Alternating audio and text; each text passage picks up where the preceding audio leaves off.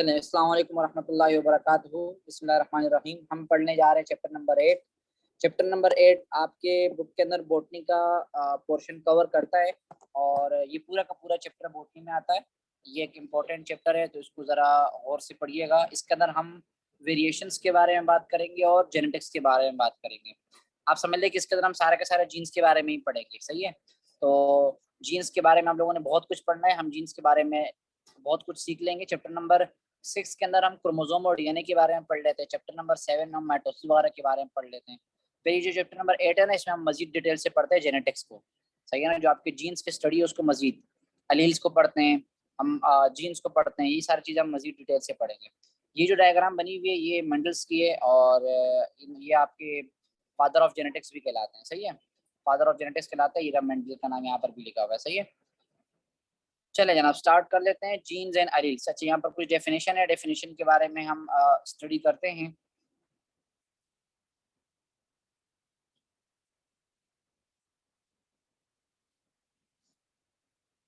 अच्छा, यहाँ पर डेफिनेशन लिखी हुई है, the historical roots of genetics.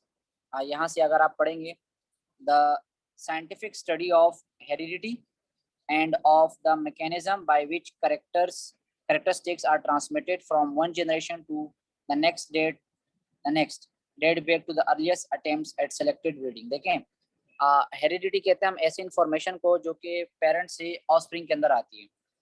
Parent से ऑफस्प्रिंग के अंदर जो इंफॉर्मेशन आती है, जो कैरेक्टरिस्टिक्स आते हैं, इन सब की स्टडी को, और ये आते किस तरह से, इसका मैकेनिज्म क्या है, ये हम जेनेटिक्स के अंदर पढ़ेंगे। किसके अंदर हम पढ़ेंगे? जेनेटिक्स के अंदर हम पढ़ेंगे। तो कौन कौन से कैरेक्टर किस तरह से इनहेरिटेड होते हैं, पेरेंट्स से ऑफस्प्रिंग के अंदर किस तरह आते हैं, और चेंजेस किस तरह से आती है। वेरिएशन हम कहते हैं चेंजेस को, चेंजेस किस तरह से आते हैं, ये सब जो ना हम इस चैप्टर के अंदर डिस्कस करेंगे। अच्छा, यहाँ कुछ डेफिनेशन है, पहले हम डेफिनेशन देख लेते हैं। डेफिनेशन ये जो ना, ये जो डेफिनेशन है जीन्स और एलील्स की, ये शॉर्ट में आ जाती है डिफाइन करने के लिए। तो जीन हमारे पास क्या है? बेसिक यूनिट है इनहेरिटेंस का, सही है ना। बेसिक यूनिट है इनहेरिटेंस का। जीन्स के बारे में पहले बता चुका हूँ कि ये हमारे इंफॉर्मेशन को कंट्रोल करने के लिए आपके डीएनए के अंदर मौजूद होता है। Consisting of a sequence of nucleotides, specific nucleotides होते हैं, that occupies a specific position called locus on a chromosome. ये हमारे पास तरह से क्रोमोसोम होता है, उस क्रोमोसोम में स्पेसिफिक जगह पर, समझ लो ये हमारे पास एक स्पेसिफिक जगह है, इस जगह को हम कहते हैं लोकस। क्या कहते हैं? लोकस। ये उस लोकस के ऊपर मौजूद होते हैं। किसकी फॉर्म में होते हैं? न्यूक्लियोटाइड्स की फॉर्म में होते हैं। न्यूक्लियोटाइड्स चैप्टर नंबर 6 के अंदर मैं डिस्कस कर चुका हूँ, सही है ना। और ये खुद को एक्सप्रेस करते हैं and is capable of biological expression. Chapter number 6 के अंदर मैंने आपको बताया था प्रोटीन सिंथेसिस। क्या बताया था? Protein synthesis. अगर आपने वीडियो नहीं देखी तो चैप्टर नंबर 6 की वीडियोज में जाके प्रोटीन सिंथेसिस की वीडियो देखें। जीन्स क्या करते हैं? बेसिकली खुद को एक्सप्रेस करते हैं। क्या करते हैं? जीन्स के अंदर कोई कोडिंग होती है, स्पेसिफिक कोडिंग होती है। वो कोड क्या करते हैं? स्पेसिफिक प्रोटीन बनाते हैं, एंजाइम बनाते हैं, सही है ना। और वो क्या करते हैं? कोई ना कोई स्पेसिफिक कैरेक्टर आपके अंदर शो करते हैं। स्पेसिफिक कैरेक्टर क्या होते हैं? आपके अंदर शो करते हैं। और अगर वो जीन ऑफस्प्रिंग सॉरी पेरेंट्स से ऑफस्प्रिंग के अंदर चला जाता है तो हम कहेंगे कि भाई जो कैरेक्टरिस्टिक है वो पेरेंट्स से ऑफस्प्रिंग के अंदर क्या हो गई है? पास्ट हो गई है, सही है ना। तो जीन के बारे में हमने क्या पढ़ा? जीन के बारे में हमने पढ़ा कि ये बेसिक यूनिट है इनहेरिटेंस का, और ये क्रोमोसोम के ऊपर जो लोकस होता है, जहां पर ये लोकस क्या मतलब है कि स्पेसिफिक जगह होती है, वहां पर न्यूक्लियोटाइड्स के फॉर्म के अंदर मौजूद होते हैं। और जो न्यूक्लियोटाइड्स होते हैं वो मतलब वो जो जीन है ये इतने कैपेबिलिटी रखते हैं, ये इतने एबिलिटी रखते हैं कि ये खुद को एक्सप्रेस कर सकते हैं। एक्सप्रेस करने के बाद क्या बनाते हैं? प्रोटीन बनाते हैं। प्रोटीन एंजाइम के फॉर्म में होते हैं और एंजाइम क्या करते हैं? कोई ना कोई कैरेक्टर का काम कर रहा होता है, कोई ना कोई कैरेक्टर शो कर रहा होता है। This is the definition of gene. I hope समझ में आ गई होगी। जीन के बाद सेकंड डेफिनेशन हमारे पास है वो है अलील। क्या है? अलील। अलील क्या है? देखो, ऑफ वन अनदर, ये एलिलोन्स निकला है, ग्रीक वर्ड है। Any of the possible alternative forms of the same gene of which very every individual inherit to one from each parent, different combination of which produce different characteristics. मैं आसान लफ्जों में अगर आपको बताऊं तो देखें, अलील कहते हैं, अच्छा अलील हमारे पास दो होते हैं, हमेशा कितने होते हैं? दो होते हैं। एक जना वो एक पेरेंट से आता है और दूसरा जना वो दूसरे पेरेंट से आते हैं। अगर हम कहें कि बंदा टॉल है तो हम लिखेंगे कैपिटल टी, हम इस तरह से लिखते हैं। तो इसमें जो कैपिटल टी है ना, ये समझ लो एक पेरेंट से आया हुआ है, और ये जो दूसरा कैपिटल टी है दूसरे पेरेंट से आया हुआ है। इसी तरह स्मॉल टी की अगर हम बात करेंगे तो ये एक पेरेंट से आया हुआ है और ये दूसरे पेरेंट से आया हुआ है। इसी तरह अगर हम कैपिटल वाई की बात करते हैं तो ये एक पेरेंट से आया हुआ है, ये दूसरे पेरेंट से आया हुआ है, तो ये अलीलिक फॉर्म कहलाते हैं। क्या कहलाते हैं? अलीलिक फॉर्म कहलाते हैं। सही है ना? ये अल्टरनेटिव फॉर्म है, ये भी येलो के लिए, ये भी येलो के लिए। ये भी हो सकता है कि एक कैपिटल टी आ जाए और किसी में स्मॉल टी आ जाए, तो ये एक पेरेंट से आया होगा, ये दूसरे पेरेंट से आया होगा। तो ये सारे अलीलिक फॉर्म होते हैं जो कि वो इन्फॉर्मेशन कैरी करते हैं। जो जीन होते हैं वो इसी फॉर्म में मतलब इनहेरिट होते हैं। सही है ना? एक और डेफिनेशन है जीन पूल। जीन पूल की डेफिनेशन आती है, आपने यहाँ से लेकर यहाँ तक ये डेफिनेशन लिखनी है। इसमें बहुत ज्यादा डिटेल लिखी हुई है, तो आप डिटेल में ज्यादा नहीं घुसे। अगर आप पढ़ना चाहे तो उसको पढ़ लीजिएगा। सिर्फ एक एग्जाम्पल दी हुई है यहाँ पर, एक फ्लावर के उस बारे में, लेकिन उसको हम बाद में डिस्कस कर लेंगे। लेकिन हमारे पास क्या है? टोटल एग्रीगेट, एक मिनट। अच्छा, जीन पूल होता क्या है? पूल मतलब, पूल का मतलब है कि स्पेसिफिक पॉपुलेशन में स्पेसिफिक टाइम के अंदर कितने जीन मौजूद है। तो जितना भी टोटल एग्रीगेट है किसी भी जीन्स का पॉपुलेशन के अंदर किसी भी स्पेसिफिक टाइम के अंदर, उसको हम क्या कहते हैं? जीन पूल कहते हैं। क्या कहते हैं? Gene pool. स्पेसिफिक टाइम के अंदर, एक टाइम के अंदर किसी भी पॉपुलेशन के अंदर टोटल एग्रीगेट ऑफ जीन कितना है, कितनी जीन मौजूद है, उसको हम क्या कहते हैं? जीन पूल कहते हैं। सही है ना? फॉर एग्जाम्पल, हमारी बॉडी के अंदर 35,000 जीन मौजूद है, तो उन सबको मिलाकर हम क्या कहेंगे? जीन पूल कहेंगे। क्या कहेंगे? Gene pool. तो एक टाइम में जो टोटल एग्रीगेट है, एग्रीगेट का मतलब है जो टोटल सम है, जितना भी सम करके जितने जीन मौजूद है, उन सबको जब आप सम करोगे तो जितने जीन बनते हैं उसको हम क्या कहते हैं? जीन पूल कहते हैं। क्या कहते हैं? जीन पूल कहते हैं। इनके अंदर ये जो एलेलिक फॉर्म होते हैं ये भी आ जाते हैं कि अलग अलग एलेलिक फॉर्म होते हैं। हमें पता है कि भाई किसी भी जीन के दो एलीलिक फॉर्म होते हैं। कितने एलीलिक फॉर्म होते हैं? दो। फॉर एग्जांपल अगर मैं आपको कहूं कि टॉल, तो आप कहेंगे टॉल के दो एलीलिक फॉर्म होते हैं। तो कैपिटल टी इस तरह होगा, या कैपिटल टी स्मॉल टी होगा, अगर अगर ये वो सॉरी टॉल नहीं है तो। सही है ना? तो अच्छा, ये होमोजाइगस भी हो सकते हैं और हेट्रोजाइगस भी हो सकते हैं। होमोजाइगस का मतलब है दोनों सेम होंगे, कैपिटल टी सेम है, या स्मॉल टी सेम है, सेम होंगे। लेकिन अगर डिफरेंट होंगे तो उसको हम कहते हैं हेट्रो। हेट्रो का मतलब होता है डिफरेंट। मतलब कैपिटल टी स्मॉल टी है, कैपिटल वाई स्मॉल वाई है, कैपिटल आर स्मॉल आर है, तो ये हेट्रोजाइगस है। हेट्रोजाइगस का मतलब क्या होता है? अलग अलग होंगे, जो करेक्टर्स होंगे, जो आपके पास एक्सप्रेशन होंगी वो अलग अलग होंगे। और अगर एक जैसे हैं तो उसको हम मतलब अगर दोनों सेम है तो उसको हम होमोजाइगस कहेंगे, और अगर अलग अलग है तो उसको हम हेट्रोजाइगस कहेंगे। एग्जाम्पल में यहाँ बहुत कुछ लिखा हुआ है। एक पिंक फ्लावर है जिसको आप कैपिटल ए से डोनोट करते हो। सही है ना? तो हमने यहाँ पर लिख देंगे कि पिंक फ्लावर का क्या है, यहाँ लिख देते हैं पिंक। ये आज क्यों नहीं लिख रहा सेव?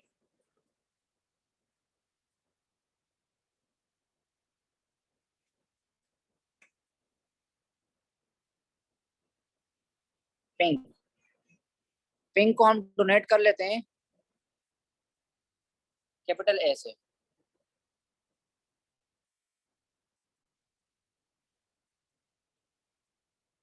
और जो व्हाइट फ्लावर है, व्हाइट फ्लावर उसको हम डोनेट करेंगे स्मॉल ए से। किससे करेंगे? स्मॉल ए से।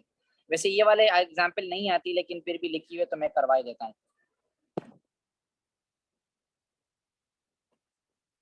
तो पिंक क्या है? कैपिटल ए, और व्हाइट क्या है? स्मॉल ए। सही है? अगर हम सिंप्लीफाई करेंगे सिचुएशन को तो दो अलील्स होंगे। हर लोकस के ऊपर कितने अलील्स होंगे? दो। तो अगर मैं कहूँ तो यूं होगा, देखें, पिंक जो है ना वो कैपिटल ए होगा, तो इसके साथ एक और एलील भी होगा, तो ये कैपिटल ए होगा। जो व्हाइट है वो स्मॉल ए होगा, तो इसमें भी दो होंगे, स्मॉल ए और स्मॉल ए, तो ये दो अलील होंगे। जब भी हम एक एलील की बात करेंगे याद रखना उसके साथ दूसरा अलील भी मौजूद होगा। तो ये होमोजाइगस है, ये भी होमोजाइगस कंडीशन है, ये भी होमोजाइगस कंडीशन है, क्योंकि दोनों क्या है? सेम है। और ये भी होमोजाइगस कंडीशन है क्योंकि दोनों क्या है? सेम है। सही है? अच्छा जनाब, अब हम ये सपोज कर लेते हैं कि टोटल 500 प्लांट है। कितने प्लांट है? 500। इसमें से 20 जो है ना वो व्हाइट फ्लावर है। कितने? 20 वो व्हाइट फ्लावर है, और वो होमोजाइगस कंडीशन के अंदर, रिसेसिव एलील के अंदर। इनका जो जीनोटाइप होगा वो होगा स्मॉल ए। अगर देखें, मैंने आपको बताया व्हाइट का क्या होगा, व्हाइट के लिए स्मॉल ए होगा। टोटल प्लांट कितने हैं हम लिख देते हैं यहाँ पर, टोटल प्लांट कितने हैं, टोटल फ्लावर वो है 500। कितने? 500। उन 500 में से जो व्हाइट है, यानी कि स्मॉल ए है, वो कितने? 20 है। कितने? 20। ये एक स्मॉल ए है ना, तो ये 20 है। तो अगर हम दो को मिलाकर करेंगे तो कितने हो जाएंगे? 40 हो जाएंगे। कितने हो जाएंगे? 40। एक स्मॉल एक व्हाइट होता है ना, मैंने कहा था डबल, ये एक स्मॉल कितने? 20 है। तो अगर 2 होंगे तो उसको मल्टीप्लाई बाय 2 कर देंगे तो कितना हो जाएगा ये 40। तो 40 एलील है, 40 जीन है, किसके लिए? व्हाइट के लिए। किसके लिए? व्हाइट के लिए। बाकी कितने बचे? 400 460 कितने बचे? 460। ये 500 में से ये 400 माइनस कर दो। जब भी व्हाइट आएगा ना, व्हाइट क्या है? होमोजाइगस है। क्या है? होमोजाइगस।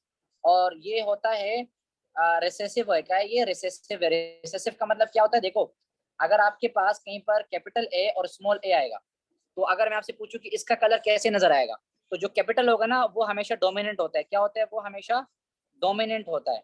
मतलब, और जो स्मॉल वाला होता है वो क्या होता है? हमेशा रिसेसिव होता है।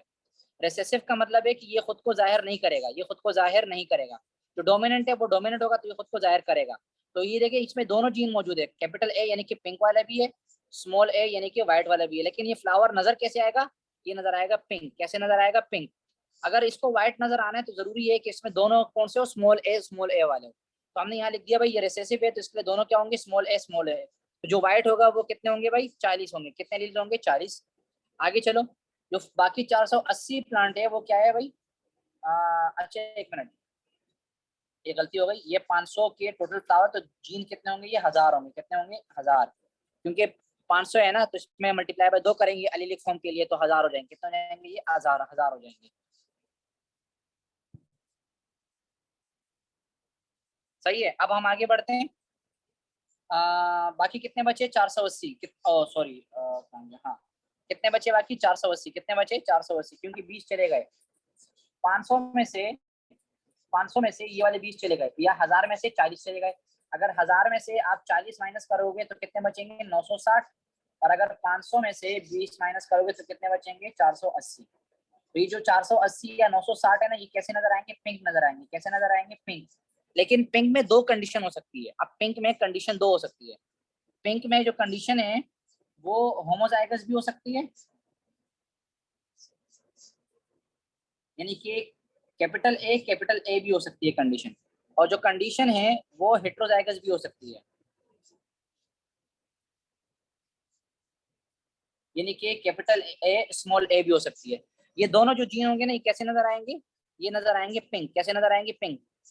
ये स्मॉल ए जहां भी होगा वो तो नजर आएगा व्हाइट। वो तो क्या नजर आएगा? व्हाइट नजर आएगा। जो कैपिटल ए और स्मॉल कैपिटल ए ये होमोजाइगस है, और कैपिटल ए स्मॉल ए यानी हेट्रो है। ये क्यों हेट्रो है? क्योंकि दोनों अलग अलग है। नजर आ रहा है? ये देखिए, दोनों अलग अलग है। और ये दोनों क्या है? सेम है। जो सेम होगा वो होमोजाइगस होगा। इसमें जो कैपिटल ए है तो ये नजर आएगा पिंक। ऊपर मैंने अभी बताया ना, ये देखें यहाँ पर, देखें, कैपिटल ए कैसे नजर आएगा? पिंक नजर आएगा। स्मॉल ए कैसे नजर आएगा? व्हाइट। कैपिटल ए स्मॉल ए कैसे नजर आएगा? पिंक। कैसे नजर आएगा? पिंक। लेकिन ये दोनों होमोजाइगस है, और ये जो कंडीशन है ये कौन सी होगी? हेट्रोजाइगस होगी। क्या होगी? ये हेट्रोजाइगस। अभी हमने कहा कि 500 फ्लावर है, 500 में से अगर 20 व्हाइट है तो बाकी कितने बचेंगे? हमने यहाँ माइनस करके देख लिया, 480। 480 है ना, वो दो किस्म के हो सकते हैं। ऐसे भी हो सकते हैं 480 होमोजाइगस, या वो ऐसे भी हो सकते हैं। तो वो भी आपके बुक के अंदर लिया हुआ है, देखें। इन 480 में से जो 320 है वो कैपिटल ए वाले, यानी कि होमोजाइगस वाले। कौन से वाले? होमोजाइगस वाले। और जो 160 है वो हेट्रोजाइगस वाले हैं, यानी कि कैपिटल ए स्मॉल ए वाले। तो हम इसको कर देते हैं भाई। पिंक है ना, पिंक, उसमें जो कैपिटल ए वाले हैं वो कितने हैं? 360 है। कितने हैं? 360। कितने हैं भाई? सॉरी, 320 है। सॉरी सॉरी, 320 है। वो है 320। और जो पिंक में कैपिटल ए स्मॉल ए है, यानी कि हेट्रोजाइगस कंडीशन है, वो कितने हैं? वो है 160। कितने हैं? 160। इसको मल्टीप्लाई बाय 2 कर दो अगर आपको 1000 के लिए निकालना है ना। 2 0 जा 0, 2 2 जा 4, 2 3 जा 6, चौदह 640, 2 0 जा 0, 2 6 जा 12, 1 जा 2 3। इसको प्लस करो, 0 0 0, 4 2 6, 6 3 9, 960 होगा। ये रहे 960। 960 भी पूरे हो गए। और 320, देखो ये 0 0 0, 6 2 8 और 3 1 4, 480। तो 500 में से 480 हो गए ये और ये। अब आपको ये पता चला। अच्छा, अब इसका अब वो निकाल लो। ये देखें यहाँ पर, देखें ये लिखा हुआ है, जो आपके पास 1000 कॉपीज होंगी 500 इंडिविजुअल की, तो उसमें जो 800 जीन्स है, जो हमने भी निकाला 640 वाला, ये कैपिटल ए होगा। ये देखिए, हमने निकाल लिया। जो 640 है ये हो गया कैपिटल ए। ये नजर आ रहा है आप लोगों को? ये क्या है, कैपिटल ए, ये वाला, सही है। और जो आपके पास 160 है, ये क्या है, कैपिटल ए स्मॉल ए के लिए। तो ये देखें, कैपिटल ए स्मॉल ए के लिए कितने हैं भाई, ये नजर आ रहे हैं 160, कितने नजर आ रहे हैं 160 आप लोगों को नजर आ रहे हैं, सही है।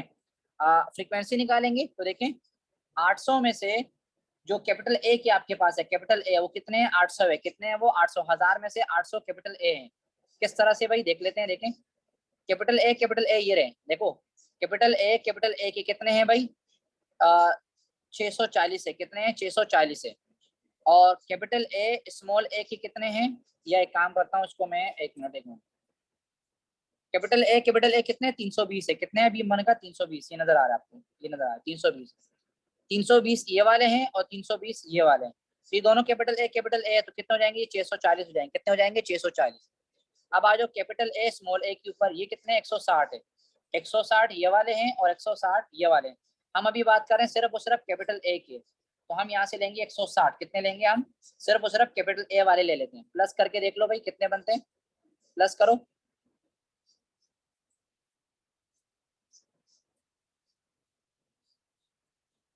प्लस करो, एक मिनट, स्क्रीन शेयर खत्म हो गया, देखें प्लस करो, 0, 6, 4, 10, 6, 7 और 8, कितने हो गए 800, कितने हो गए 800, 800 कितने में 800, 1000 में से 800, 1000 में से 800 जो है ना वो कैपिटल ए वाले हैं, वो पिंक करने वाले, कौन से वाले हैं वो, पिंक करने वाले।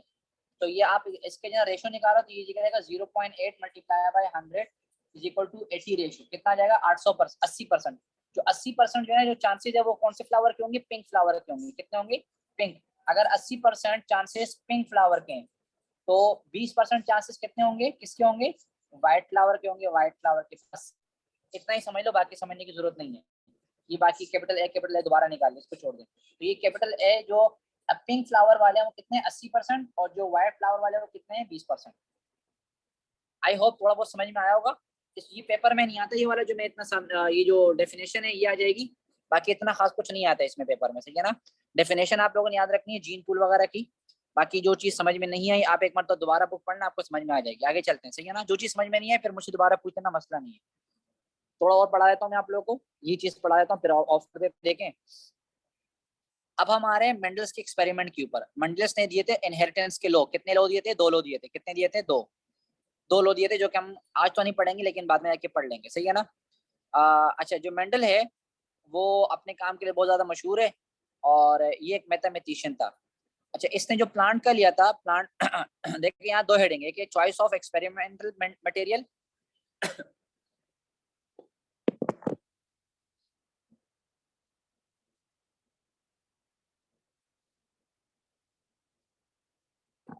क्या मतलब है, मतलब ये है कि इसने एक्सपेरिमेंट के लिए कौन सा मटेरियल लिया था, ये पहले हेडिंग है, ये पेपर में आती है। और दूसरा है मेथड ऑफ स्टडी, इसने स्टडी किस तरह से की थी।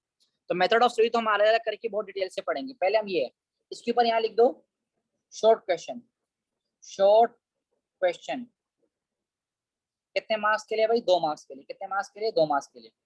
सवाल आएगा कि मेंडल ने पी प्लांट का इंतखाब क्यों किया था, पायसम सेटिवम का इंतखाब क्यों किया था, इसको गार्डन पी भी कहते हैं। तो ये सवाल आता है पेपर में, why did Mendel choose P plant, सही है। तो इसमें आप लोगों ने ये 5 पॉइंट लिखने या उसमें कम करके भी लिख सकते हैं। नंबर 1 क्या है, जो पी प्लांट होता है ये कल्टीवेट करना आसान होता है, इसको उगाना आसान होता है।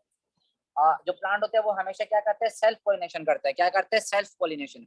सेल्फ और क्रॉस पोलिनेशन में यहाँ नहीं पढ़ाने वाला, वो आप लोगों ने पहले पढ़ा हुआ है। सेम प्लांट हो तो सेल्फ, अगर कोई और प्लांट आ जाए तो अगर किसी और प्लांट से पोलन ग्रेन उड़कर आए तो क्रॉस पोलिनेशन। तो अगर ये जो प्लांट है ये हमेशा क्या करेगा, सेल्फ पोलिनेशन करेगा। अगर आपने क्रॉस पोलिनेशन करवानी है तो आप आर्टिफिशियल करवाएंगे, क्या करवाएंगे, आर्टिफिशियल, आप खुद करवाएंगे। और जब आप खुद एक काम करवाएंगे तो आपको वो आपके कंट्रोल में होगा, वो आपके कंट्रोल में होगा। बाकी प्लांट के अंदर हो सकता है क्रॉस पोलिनेशन हो तो आपके कंट्रोल में नहीं आएगा, आपको नहीं पता होगा कहाँ से कौन सा सीड आया हुआ है। यहाँ पर ये आपकी मर्जी है कि आप क्रॉस पोलिनेशन किस तरह से करवाते हो, सही है। Artificial breeding is easy as flowers are comparatively large.